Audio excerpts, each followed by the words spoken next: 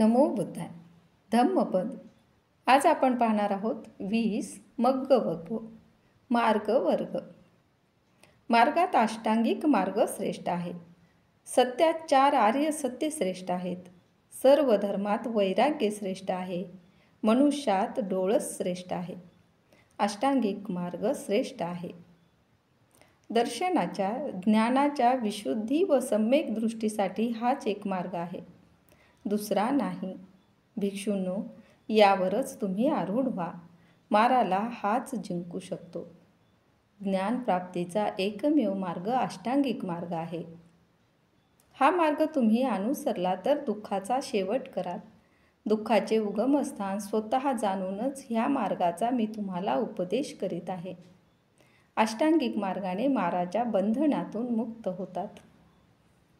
प्रयत्न तर तुम्हालाच करावा लागणार आहे. तथागत बुद्ध हे केवळ मार्गदर्शक असतात. या मार्गाला अनुसरणारे ध्यानी लोक माराच्या बंधनातून मुक्त होतात. मार्गारूढ लोक माराच्या बंधनातून मुक्त होतात. सर्व संस्कार अनित्य आहेत. ह्या गोष्टीचा मनुष्य जेव्हा आपल्या प्रज्ञेने अनुभव घेतो तेव्हा दुःख त्याला विचलित करू शकत नाही. हाच विशुद्धीचा मार्ग आहे. दुःखापासून मुक्ती हाच निर्वाणाचा मार्ग आहे. सर्व संस्कार दुःखकारक आहेत. ह्या गोष्टीचा मनुष्य जेव्हा आपल्या प्रज्ञेने अनुभव घेतो तेव्हा दुःख त्याला विचलित करू शकत नाही. विशुद्धीचा हाच मार्ग आहे. संस्कारापासून मुक्ती हाच विशुद्धीचा मार्ग आहे.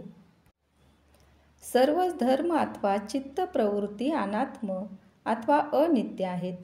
हे जेव्हा मनुष्य आपल्या प्रज्ञेने ओळखतो तेव्हा दुःख त्याला विचलित करू शकत नाही. विशुद्धीचा हाच मार्ग आहे. अनात्मापासून मुक्ती हाच विशुद्धीचा मार्ग आहे.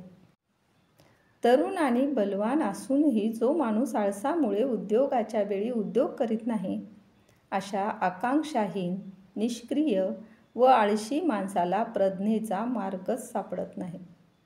योग्य वेळी योग्य कर्म करणाऱ्याला प्रज्ञेचा मार्ग सापडतो. वाणीवर संयम ठेवावा, मनावर संयम ठेवावा, कायेने कोणतेही पापकर्म करू नये. हे 3 कर्मपथ शुद्ध ठेवावेत आणि बुद्ध प्रणीत मार्गाचे अनुसरण करावे. काया वाचा मनाने सुसंयमी व्हावे.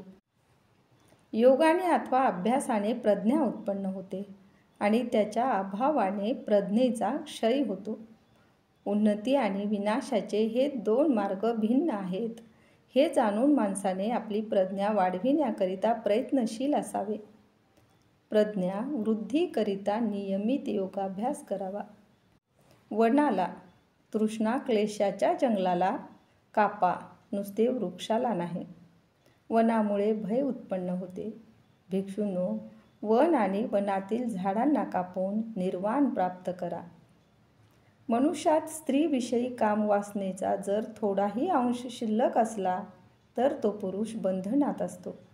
जसे दूध पिणारे वासरू आपल्या आईच्या. सर्व प्रकारच्या वना आसक्तीपासून मुक्त व्हा.